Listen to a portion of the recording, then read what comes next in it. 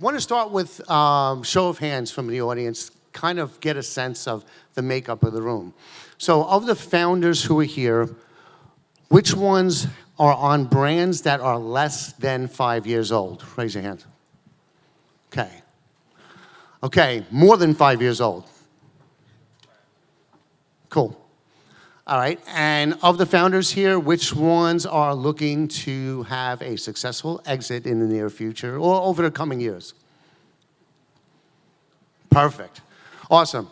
Well, we have a great panel here today because the brands who are with me on stage represent each of those stages in the CPG growth journey.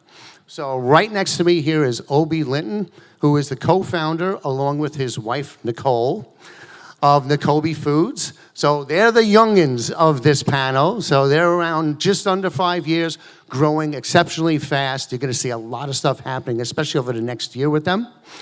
And then in the middle is Luke Schneider. He is the founder of Fire Department Coffee, and they're around just about 10 years, nationwide distribution. You've probably seen their TV commercials during football games. And so he's the mid-level, the established brand right here. And then we have Hector Lupita from, Hector Saldivar from Tia Lupita Foods. Now he has achieved the holy grail for entrepreneurs with a successful exit. In fact, he just recently sold to Valori Foods. They wrapped up this year. So again, what I'm looking to do at this panel is to kind of tap into their brain power to pull out some insights that will help all of you in your respective CPG growth journeys. So panelists, thank you for joining us. And to start off, let's just give a quick overview of your brand, the products that you have, a little bit of an origin story, because each of you do have a unique origin story, and maybe your why for getting in the business. We'll start with you, Obi, and we'll work down. Hi, good afternoon, guys. I'm Obi Linton, co-owner of Nicobi Foods. I'd like to start my day first. Hey, babe, I love you. All right, cool. I always do that every time I speak, so. Yeah, our company is Nicobi. She is Nicole, I am Obi. So we put that together, and that's what you have. So we are a multicultural food brand. We make sauces, spices. We just actually insert into the breakfast category as well. So we have about 16 SKUs and about a couple thousand stores. Prior to this, I was a Baltimore City detective. And this is a world of difference. So retail has been amazing for our business and our family. Even prior to the retail side, we own multiple trucks and restaurants all over Pennsylvania, and we were able to exit out of that and utilize those resources and funds to create Nicobi Foods. Awesome. Luke? Hey everyone, I'm Luke Schneider. I'm the founder and CEO of Fire Department Coffee. I was a shipboard firefighter in the Navy, then got out of the Navy and was a civilian firefighter paramedic for the city of Rockford. That was my dream job. That's what I wanted to do for my career. Met my wife, she was a barista, got into coffee. We started roasting coffee, and then I did a coffee that supported kids that were burned for a camp called Camp IME. And I loved that I was able to combine the craft of coffee and a mission. So I started Fire Department Coffee in 2016. Initially, it was just a plan to sell at farmers markets, and I kind of got into business on accident. So it just combined my love for the craft of coffee and a passion to serve and give back. And so we give back and support sick and injured firefighters, and we also do disaster relief. So we have a fire truck that deploys to disasters, and we serve the community in times of disasters. Awesome. Hector? Yeah, hi everyone.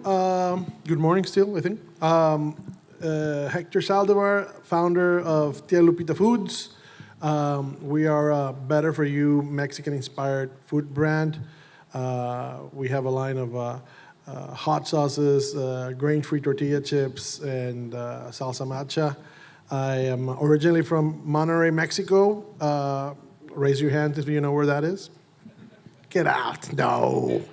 Everybody knows Acapulco, everybody knows Puerto Vallarta, Cancun. Nobody knows Monterrey, yeah. But I moved here 20 years ago, and my mom would ship me care packages, right? Like a regular mom does when when their child flees the coop or the nest. And luckily for me, those care packages were packed with our family recipe hot sauce that I started sharing with friends and colleagues, and very quickly realized that people loved my mom's hot sauce and our recipes. And so that was kind of how the idea all started of family and heritage, and sharing that with our friends. And here we are now with Tia Lupita, sharing the spice. So you have a little bit of a CPG background too. So Correct. And I only played to be fireman and police when I was a kid. So you guys really chased that dream. I went to CPG. Boo. And food and beverage. That's how I came here. I came here with a Mexican startup selling aguas frescas, powdered soft drink, door to door. And from there, I kind of went and grew up through the ranks. Worked at Nestle for 5 years, and then Diamond Foods also, which it's a Diamond Foods own kettle chips and my Pop Secret microwave popcorn. So kind of been in the food and beverage CPG industry for a good 11, 12 years. Cool. So you have a CPG background. You have a little bit of a food service restaurant background. You didn't have a food background. You didn't own a business before. You have a thriving CPG business now. How did you learn this stuff on the fly?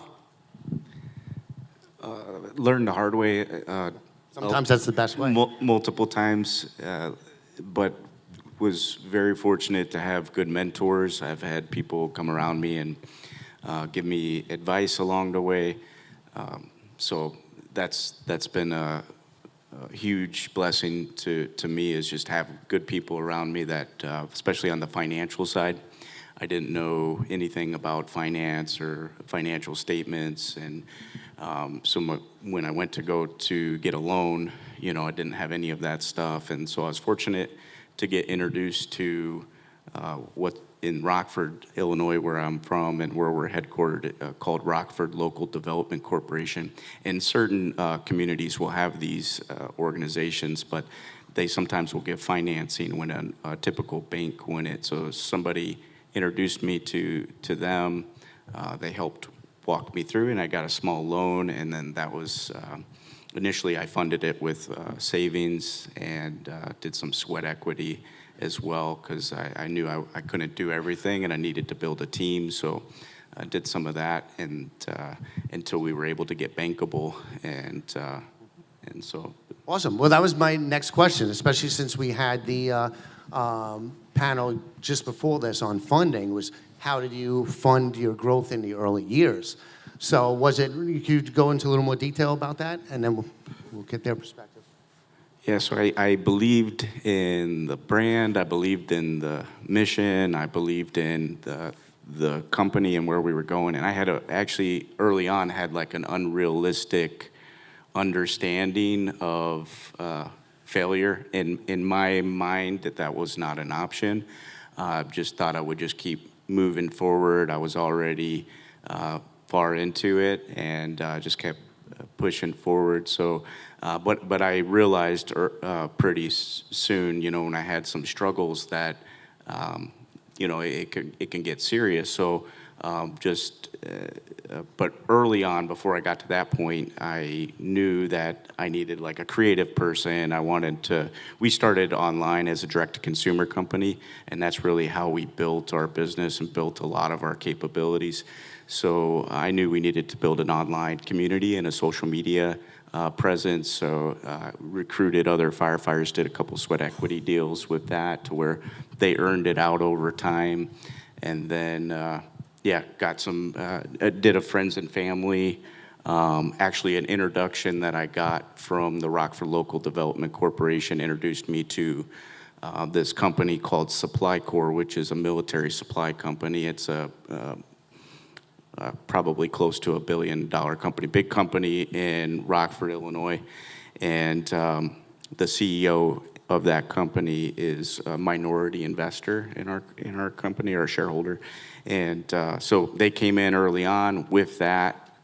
Also, one of his senior VPs also did a minority investment. They had bank connections and relationships, so they introduced me to the banks. They helped us, articulate the story that we needed to tell to the bank. That's awesome. And I think you notice he mentioned sweat equity a couple of times. I mean, you got to be creative when it comes to getting funding. I mean, you have services like we saw in the previous panel, but also, you could give some equity to someone who's going to help you out on social media, or get some interns, right? Thinking equity, not just in terms of cash, but in terms of resources.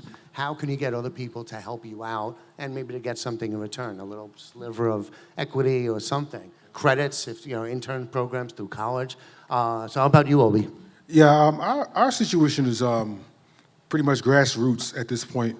Like I said, we started a business prior to Nicobi Foods, and basically utilized all of the sales from that business to kind of get Nicobi Foods going. And it was probably not the best idea, not the best choice to do that. So it was an interesting start to the business, because you invest so much money in the beginning.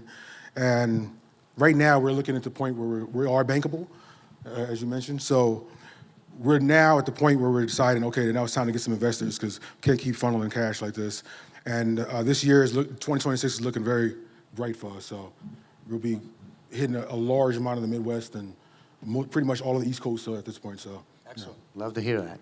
So Hector, you have a lot of experience with investors. What are the pros and cons of taking outside money? Pros and cons. Pros, you have money.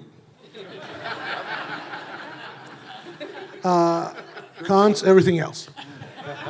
No, I'm kidding. No, there's definitely, there's definitely a lot of ways to approach the business, right? Like Obi and Luke, you can choose the sustainable route, do it slowly and steady and at your own pace, and be, again, profitable and sustainable. Then you can choose growth or choose something in between. We chose the growth part. So, for us, our progression was natural. We started with like friends and family, and then we did a pre-seed, and then we did a seed, and then kind of we exited. So again, back to that question. It's the pros, obviously, having that flow, right? That supports the business and the growth and production and all that stuff. Cons is navigating that, right? Raising money is a full-time job, and I know I'm very cliche, but you hear it all the time. But it's a full-time job. It's also very wearing and tearing, right? Because when you're raising money, the no's outpaces the yes, right? For every 100 times you're being interviewed or asking or presenting, you're gonna get 99 no's and maybe one yes, or maybe 100 no's, and then you go to another 100. And that starts generating a lot of doubt and a lot of uncertainty, right? A lot of like, why am I doing this? Or is my product good enough, right? You're hearing all this constant no's, right? And so you have to navigate through that, push through that. That's definitely a big con. And then on top of that, once you raise money, you have bosses now. You have people that want to know what's happening with that money, and now you are giving reports to them, and now you're also receiving feedback from the investors. And again, nobody wants, especially your investors, your supporters, don't want the business to do bad. The opposite, right? They want you to thrive, but everyone has their own opinion. And if you raise family, pre-seed, seed, and Series A, you have now 25, 50 investors, you have a board, and that starts to dilute a lot of your strategy or a lot of your focus. And then you start listening to them, and you want to please them, right? I am a pleaser, you know? So, but don't ask me for money. And so then you start to realize, shit, and I apologize. I do have a potty mouth, so I will be dropping a couple F-bombs here and there. And he promised to dance today, too. Yeah. Oh, damn it, you remember that. I told you I was not going to forget. Yeah, you're right. We'll see about that. So anyways, I think those from my top of mind are kind of like the pros and cons of racing and Awesome. Yep. Well, there's two things that I wanted to follow up on there. But the first one is just to let everybody know, there's a lot of creative ways, a lot of local chambers of commerce that you could go to for grants, competitions, right? Most events now have some sort of a pitch competition that you can participate in. There's also a pitch, pretty much a pitch slam that most of us see on TV every week, and that's Shark Tank, right? So how many of you have applied or are interested in applying for Shark Tank? Good. Good, all right, well, yeah, he was on it, he got a deal. Why did you say good? Did I say good? Was it? I said Oh, good. you say, why did you say good? Build it on your own. Yep. I mean, it's an amazing opportunity, but there's no different than your local investor. I mean, other than the publicity. But building a brand, there's nothing better than building a brand from scratch. We started our brand with $1,500 each a long time ago, and it's insane what it's become. We've had the opportunities to go on different national shows, and those are great. But build your brand. There's nothing like the legacy of yourself and being true to yourself. There's nothing like being yourself. That's what we are. That's who I am on the stage. That's who we all are. Build your brand if you can. Now, I will say, if Shark Tank calls you, you better go. Yeah. Because it's so at the end of the day, if it don't make money, it don't make sense anyway. So That's exactly what happened over here. But no, back to Obi points, and we'll let you talk. Being creative also, like applying to all these pitch competitions, right? Some have 10K, 15K prizes, but even whatever, like, oh, we're offering you a free booth at Expo West, right? All that stuff that ends costing you money, but if you participate, you get a redemption or something free. Take it, right? I leaned in, being Mexican and an immigrant, and so there was a Don Julio Hispanic Heritage Fund that happened, and I don't like their tequila, but I applied and I won, and I walked Time off for with the 25. dance, right? No, not yet. But yeah, leaning into all those programs that support entrepreneurship, it's easier than raising money for sure. And I'm gonna add to that. So there's a lot of different options as far as borrowing or getting grants, but at the same time, we can say this to you, but where are they, right? So do something as simple as this. If anybody knows Chat GPT, right? Everybody knows that.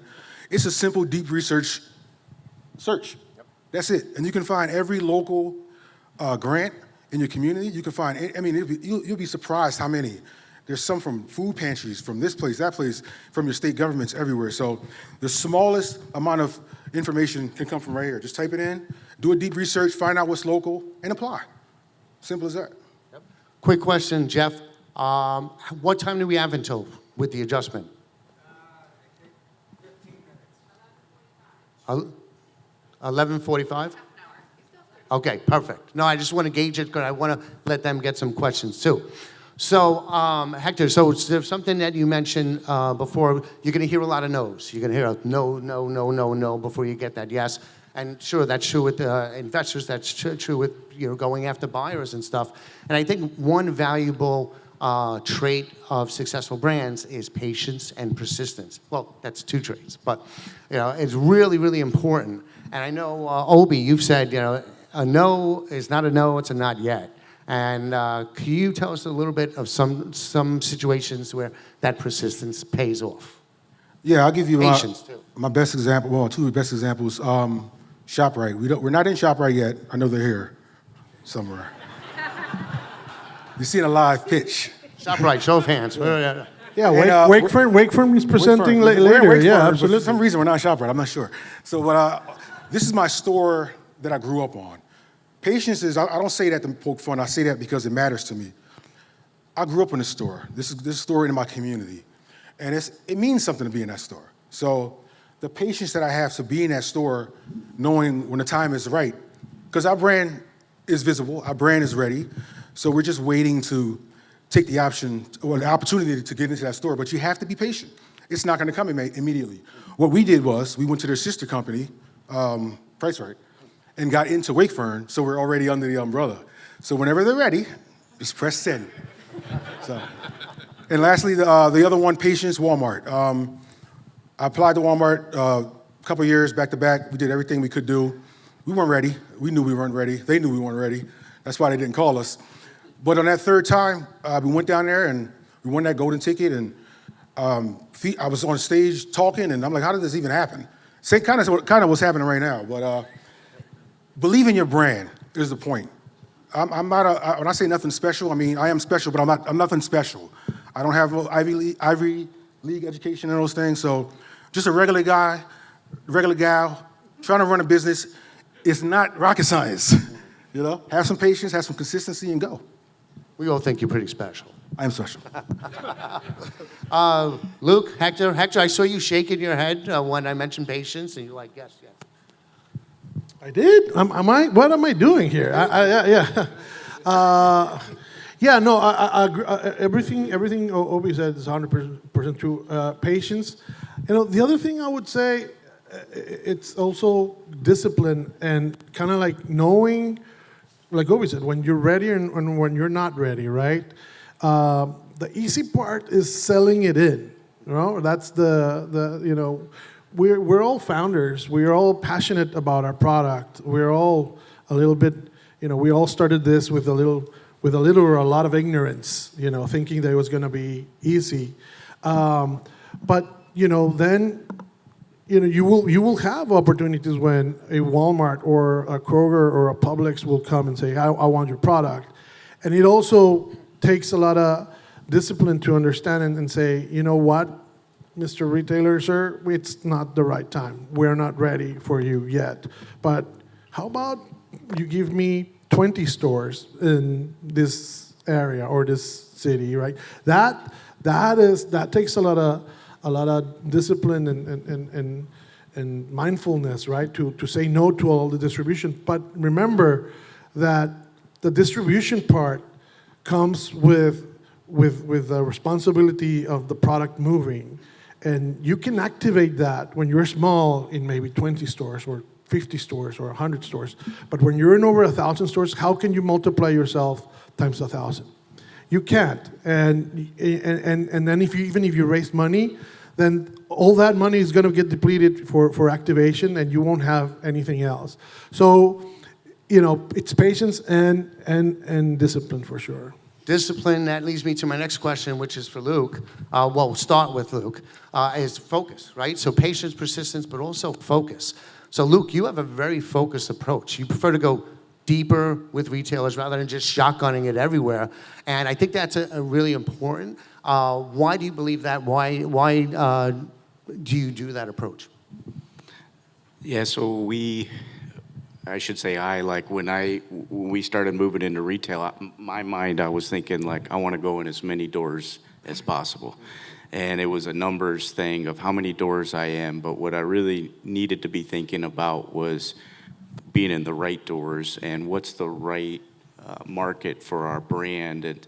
And so when I got into retail and we went national, and we were national in a food channel, and you know, there's some challenges with that channel because just how it operates. A lot of times you have to go through a third-party distributor, and that comes with its own challenges. And so, but anyways, as we were looking at our category of coffee and where does our brand fit, and doing our research and looking at the data and learning as we were expanding into retail, I identified Walmart as our number one partner, our number one retailer that we wanted to get in.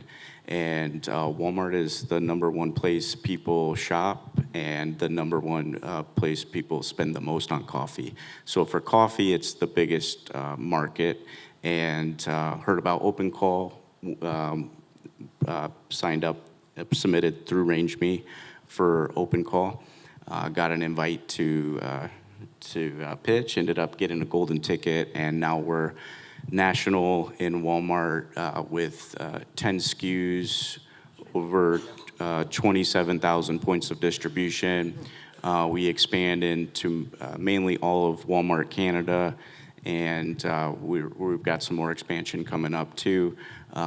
And so we've really focused on going deeper in where we believe we can win. And for us, because our coffee is premium, but it's coffee that a lot of people love and support, and they get behind the mission, and we want to be able to create value. And so we're focused on markets where we can create value for the customer, and especially now with a lot of products, with the costs going up and things like that. We really want to create value for the customer, and we've been able to do that in the markets where we have good partnership, we have good relationships with those retailers, and we can get pricing correct and create value for the customer. And that ultimately allows us to invest more in our company, in our team, in our mission, and continue to creates a flywheel, and then continue to create value for the customer. That's awesome. And it brings up a question that I don't usually ask a brand. Usually we're talking to retailers and asking them what they want, what they look for in a brand partner. But here I can ask you, well, what do you look for in a retail partner? See, because you're so focused and specific. So are there certain traits that make a good retail partner? Yeah. Where they don't take too high of a margin, because if they take too high of a margin, we won't be able to execute pricing properly. And then where we have good communication, because ultimately we're only successful if they're successful. And so it truly is a partnership, and we need to be able to continue to improve, share information, learn from each other. And those are the best partnerships with retailers that I've had, where we've been able to have great conversation. And really I've learned a lot from the merchants, and being able to listen and see where they're going, and then just align on how do we grow together. So getting the pricing and promotions right, because if our product is priced too high, it won't sell. So we need to be a good value for the customer, and the customer wins that way too. Gotcha. Obi, you were saying some things? I'll say, I'll agree with Luke. The fees are one of the biggest points, obviously. But for us, it was culture.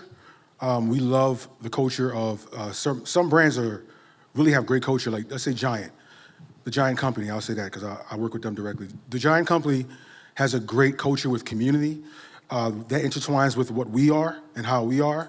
So we do look at a great culture. The ability to be flexible and innovative, the brand itself. If you're looking on social media in 2026, 2025, 2026, and the retail brand that you're looking at has not had any movement, no activity or anything, it might be an issue there. As far as what you want to do. That's from my perspective. So we look for that. Walmart was actually another brand that we love as far as the culture. We learned doing the Open Call that although Walmart is a machine, the merchants are not robots. That's what we learned. They're individuals, they are regular people, and they actually do care about your brand, mainly because it's their job to. But it's good on everybody if they get a product that's ready, that's viable, that can operate. It's good. So we look for that, the ability to be able to have a good culture in our retail. And you've been focused geographically too, right?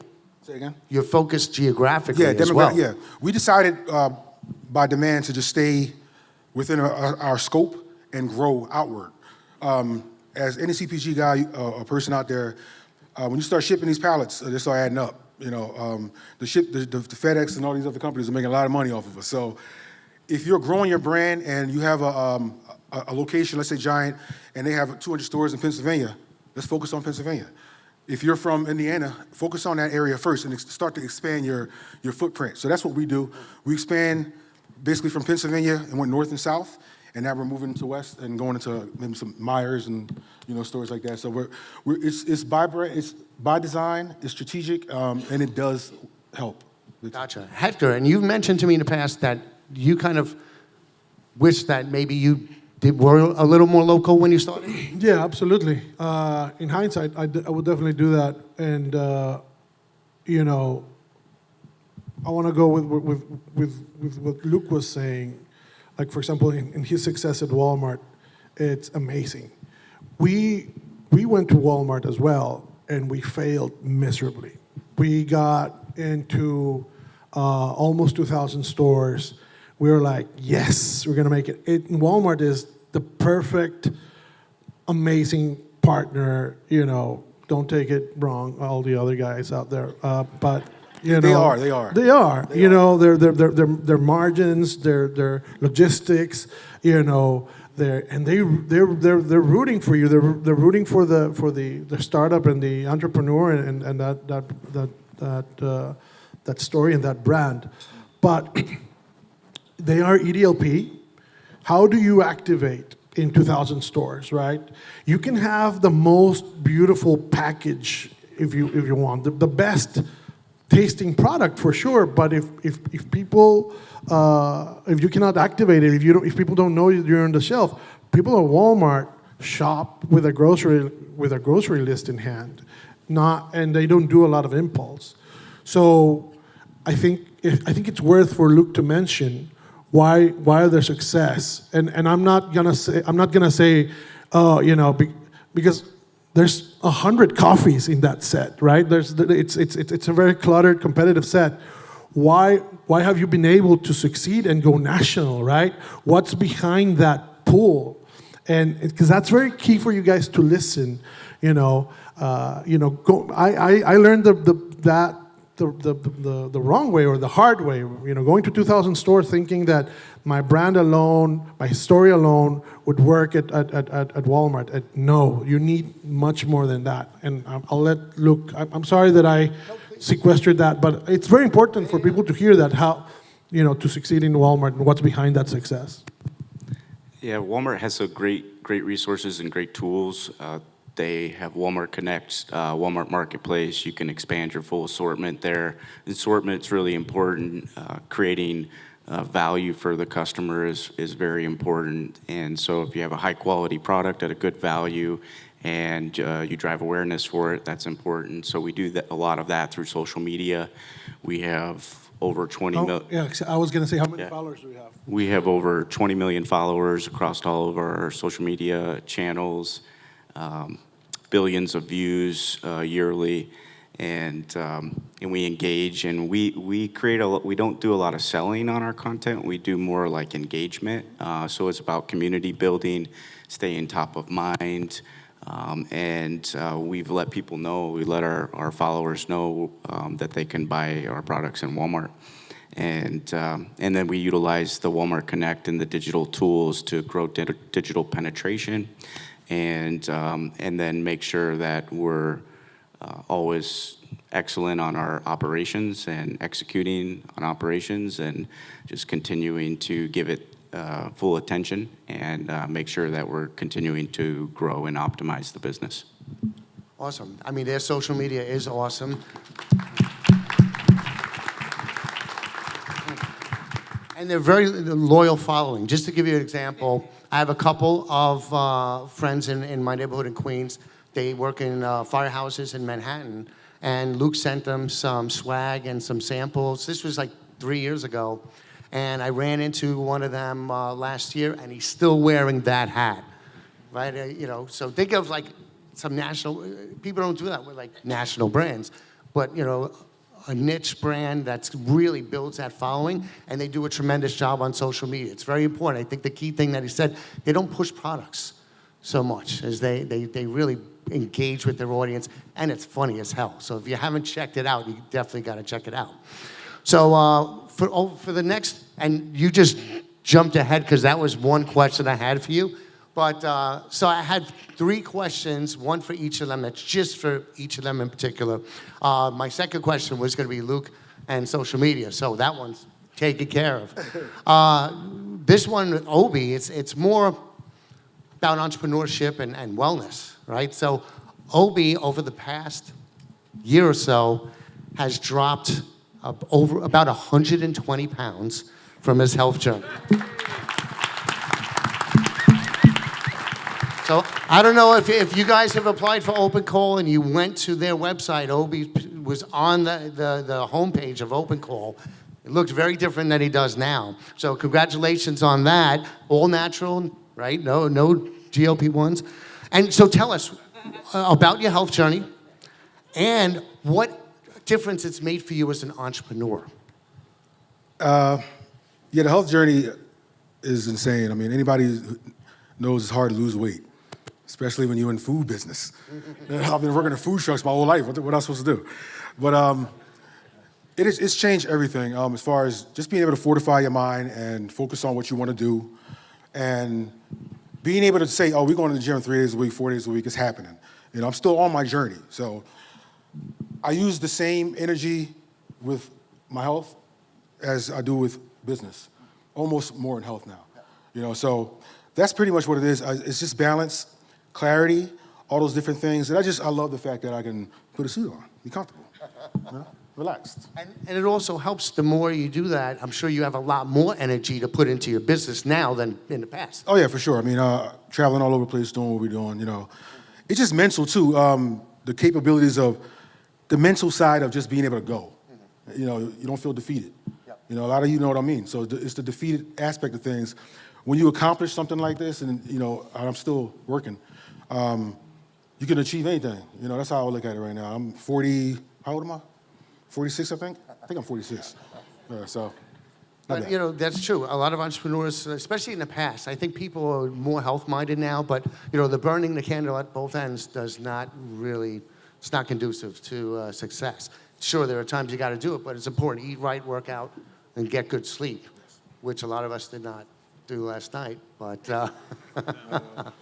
so, all right. So, Luke, you already answered the question on social media. But so my question for you, Hector, is you know, you saw people raise their hands that they're looking for a successful exit. Could you tell them a little bit about your exit, and what advice would you give to the people in the audience that are seeking a successful exit down the road? Yeah, so I think I mentioned it at the beginning of the conversation. You know, there's a couple of ways to approach the business, right? You know, you can take your slow and steady, sustainable, like Obi is doing. I think Luke is somewhere in the middle. I went growth, and with that, you know, you're burning a lot of money, right? That's the focus. It's kind of like grow. You know, spend and profitability is not that focused. So with that, you have to raise money, right? Because you're not generating enough to run it yourself.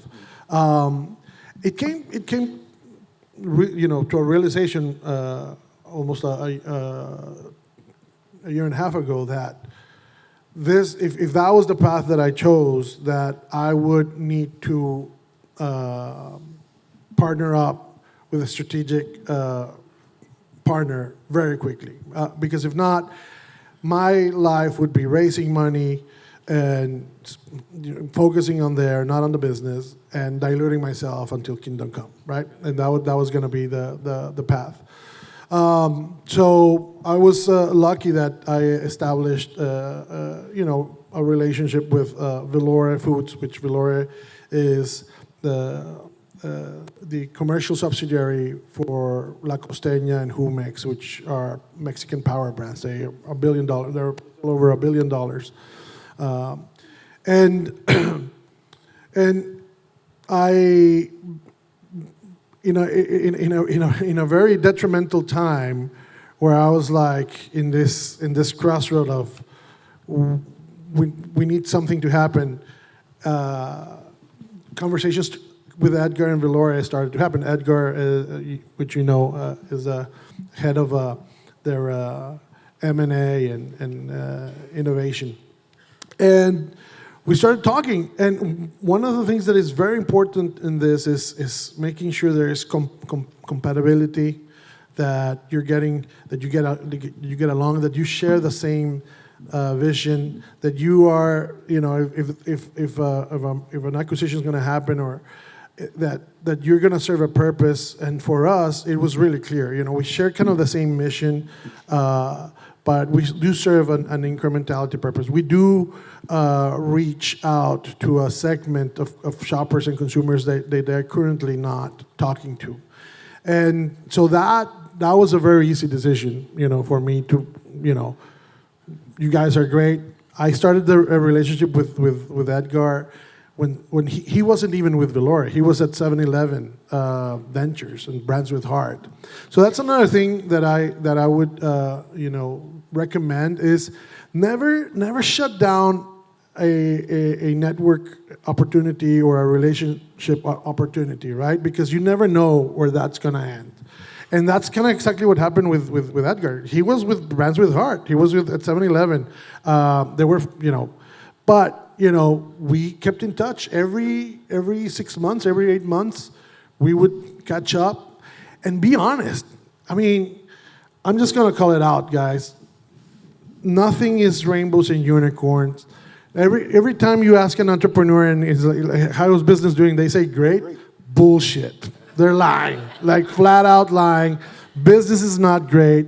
There's something always happening. There's a fire drill. There's something that's keeping us up at night. Fire drill? Luke, help. And that's how I've established my relationship with people that could influence my business, is by being transparent and honest. It's like, no, we just got discontinued from Walmart. We tried it. It didn't work. Don't treat it as a failure, but as a learning experience, 100%. But don't bullshit. Like, oh yeah, it's great. Business is great. My velocities are X, this and that. Yeah, maybe in 10 or 20 or 50 stores, but what's truly the overall. And so, yeah, I guess very, very, very, very happy with this. This gives the opportunity for Tia Lupita to live on, to continue being a brand that hopefully will become a household name, 10 years from now. Awesome. Well, we have about 5 or 7 minutes. We could take some questions. 10 minutes. All right, let's take some audience questions. You jumped up right away, so. Joe, Obi and I'll hold that, yeah. I'm Ted again. I want to ask both Obi and Hector, who we're looking on your sites here, and I see you both are sort of the brand. You're sort of the spokesperson. You're on those videos a lot on Instagram. So I had some advice. I was going to do something at one point, and I had an ad agency I talked with, and they said, you're too old, you're too white, you're too male. So my question to you guys is, has anybody said, hey, you ought to get Halle Berry to promote your products instead of you, Obi? Or have you had, Rodriguez from the Yankees, they want you to do it? Have you ever had any advice not to be the brand? I would say you have to be the brand. You are the founder. You are the heart. You are the passion. And nobody's going to tell that story better than you. You can hire a celebrity or a social media agency or anything like that. And the followers and the consumers and the shoppers smell fake from 100 miles away. And so, yes, you're super white and you're super old. But lean into that. Hey guys, I'm super white, I'm super old, but I have an amazing product, and I'll bet you'll gain 10,000 followers just like that. I want to go to your page just because of that. You get what I'm saying? I can just imagine what you can do. So, and I'll say this too. Yes, I've heard that many times. Like, we get calls from social media creators, which are great, but there is some level of control you want to have on your message. Anybody who looks at our page, we embrace AI. I say adapt or die. I can flatten the execution of my message immediately. We're creating something through AI. I can put my product in there, design exactly what I want to design. Let's say the Eagles got beat by 40 points, I'm gonna make a video about that. You see what I'm saying? Flatten the execution, get direct to your customer, stay relevant in what you're doing, and be the old white guy. Be that guy. Awesome. Next. Hey gang, Brian Gross with RJW Logistics. Luke, thank you for being a customer.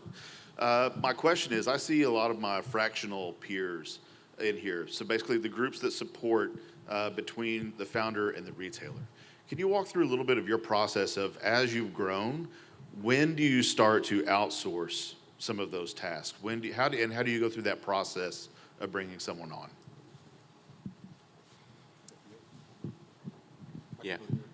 I didn't hear the first part, but I always have thought of it as vertical integration to scale.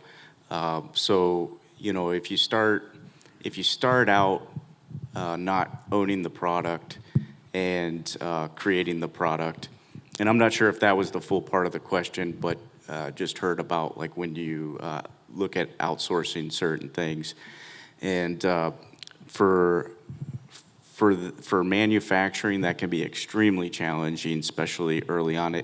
But this is just from my experience. I don't think there's a right or wrong, but from my experience, it helped getting to scale through our own capabilities. We can roast 4 million pounds of coffee vertically integrated, but our goal is to sell tens of millions of pounds of coffee and eventually hundreds of millions of pounds of coffee. And there's a lot of available capacity in the market.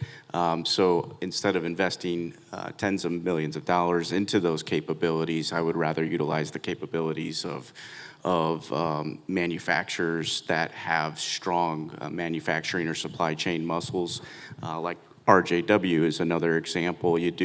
We were building our pallets ourselves. We have a warehouse and a distribution center in Rockford, Illinois. We were building our pallets, and we were spending time and money on that and paying more to do it ourselves. So we went with RJW, and RJW was able to save us money, efficiency, and scale, and also warehouse space so that we can continue to bring more product. But vertical integration to scale, so if you don't get to if you start from the very beginning trying to outsource everything, it's likely gonna be very expensive, and it'll be hard to get efficiency because you won't have the scale yet.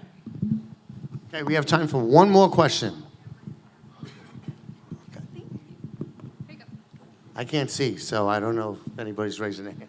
Hey guys, my name is Rodrigo. Just had a question about distribution. I know it seems like all of you all have brands where distributors would be really valuable, and sometimes we have the KeHEs of the world, the UNFIs, but how important were distributors that are, you know, maybe small, more hands-on, and kind of act like founders in a way to unlocking the right growth? And like, how did you all go and find the right partners?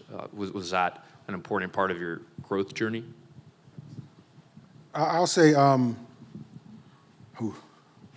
distribution is always interesting. As a person who's starting off, you want to start there, Hector? Yeah, I mean, again, no, it's true. The distributors are necessary. You know, in my path, you know, I started distributing the product myself in my car, and then from there, I caught the attention of 3 grumpy old men. Not like you. Not like you. Not like you. I said not like him. Not like What's the website again? They were called the Food People, and they were a local distributor in San Francisco. And they say, hey, we're seeing your hot sauce in stores, and you know, we can pick up that and distribute it for you, and then you start doing that middleman margin and what they need and all that stuff. And then we kept growing, and then we went to a regional distributor because Whole Foods wanted us, Northern California, and so now the food people couldn't reach all the Whole Food stores, so we went to a regional. So we kept away from the Unifys and the Kehis and the CNSs of the world, and we still have that regional distributor is called Renaissance. They're in Northern California. Here in New York, we work with Rainforest, and they're also like an independent distributor, and they are amazing to work with. They're very transparent, and there's, we don't go through any hidden fees or deductions or stuff like that. That unfortunately with the other big ones there is. You have to hire a deduction agency because you don't know what all these codes mean, and they're charging you even the air that you breathe. So yeah, I would say stay as long as you can, with your business with the regional distributors, and then their margins might be a little bit more robust, but they're full service, right? They usually have sales reps that are going to the stores. Go on store visits with those sales reps. Be their support there for them as well, right? Because don't assume that just because that regional distributor carries your product, that your product is on top of their mind. Absolutely not. But you have to be there and teach them how you sell and teach them all about your product attributes and all that stuff. So yeah, I think regional and small distributors as much as you can, and then taking that leap to national distribution is the last resource unless it's necessary. I'm gonna briefly say this. Anybody have less than 1,000 doors right now? Okay, one hand, two hands to it. Look, DSD is king if you have to. If you're a small brand and you're just starting off, look for companies or retail brands that have, retail doors that allow DSD. Ahold Delhaize, they have that. They have thousands of stores. You can DSD to Food Lion, you can DSD to Stop and Shop, Giant, a Giant company, I'm not sure about Giant Food, but there's another option. We DSD'd to about 400 stores before we even had a distributor. And that was just in a local Pennsylvania, Maryland, New Jersey area. 400 to 500 stores, just DSD in, one van, just going crazy. So you have the option to have a very successful business just doing DSD until you're ready to eat those fees and go ahead and ship with big dogs. Awesome. Obi, Luke, Hector, thank you so much. You guys were awesome. Thank you guys for joining us.